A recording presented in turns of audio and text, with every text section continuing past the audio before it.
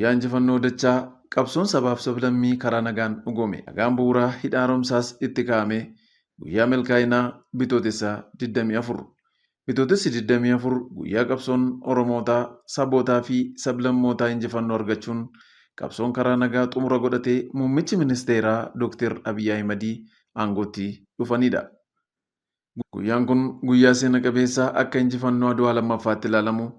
Guyyaa waadaan gochaa dhugaa har'aan dhugoomee muummichi ministeeraa Dr. Abiyyi Ahimad wayitaa aangootti dhufan waan waliin jalqabne waliin xumurre jechuun uummata biyyattii fi itti waadaa seenan ture.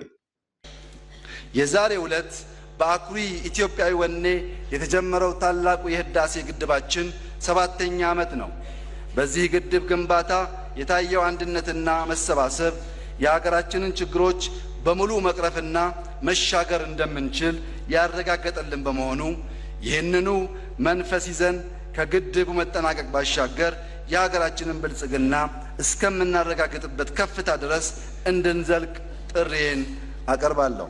Hidhi haaromsaa guddichi Itoophiyaa ol dheerinni isaa qarqara galaanaati. Meetira 650 bal'inni isaa 1870 ta'e kun ijaarsi isaa lafarraa harkifachuun sabaaf sablammii abdii kutachiisee turus aangootti dhufuu muummicha ministeeraa Dr. Abiyyi Ahimadiin hawaasatti abdii horeera.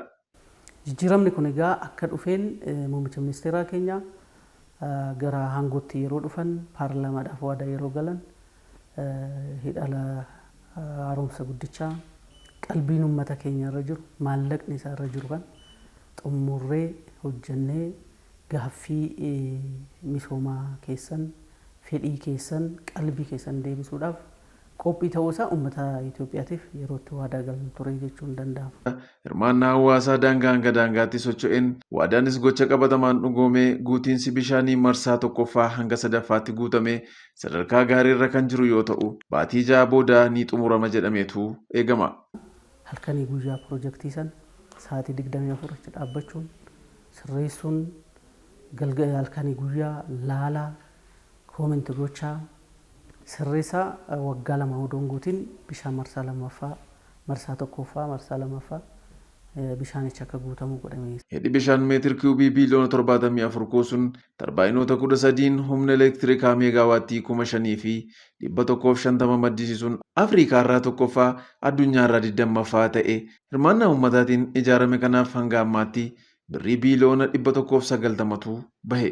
Kana keessaas ga'een naannoo Oromiyaa guddaa ture. Waliigala akka naannoo keenyatti hidhi haaromsa guddichaa erga dhakaan bu'uuraa ta'e biiliyoona 9.6 ol uummanni Oromoo gumaachee jira jechaadha.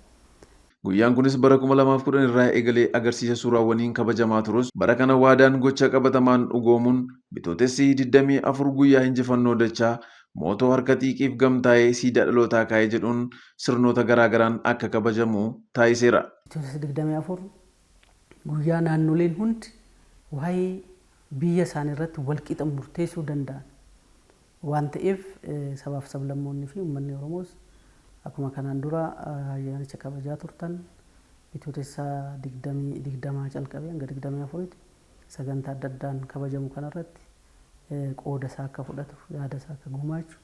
Haaluma kanaan sadarkaa naannoo magaalaa Shaggar godinaalee fi bulchiinsa magaalotaa garaagaraa keessatti fiigicha daandiirraa daawwannaa hojiilee misoomaa waaree aartii gosa ispoortii taphoota adda addaa fi hiriira deeggarsaan kabajameera. Mootummaa hundeeffanne kana deeggaruudhaaf natti tollaan bukkee isaa cina isaa dhaabbadheen hamma danda'u deeggara jedhenu. Mootummaan jijjiiramaa kuni mootummaa kan keenyadha. Kan ofii keenyaa filannee gara filannoodhaan gara aangoo kanatti dhufedha. Bitootessi 24 sirnoota darban kamiyyuu caalaa sirna jijjiirama adda ta'e galmeessisuu danda'edha. Piroojeektiiwwan haaraa waggaa 7 keessatti haala adda ta'een milkeessuu danda'edha. Jijjiiramni kun akka inni dhufu gochuudhaaf gaheen qeerroo qarree waan guddaadha kan isaan raawwatanii.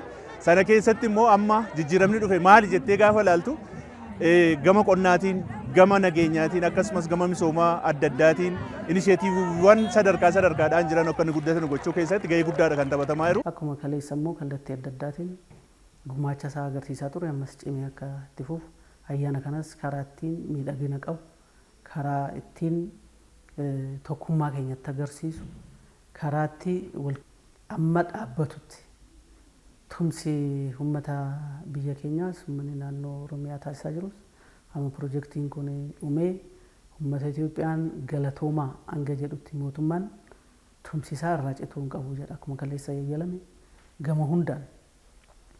gama hundaan tumsa eegaltan kana ammas cimee akka itti fufuu qabu dhaamsa koo dabarsuun barbaada ammas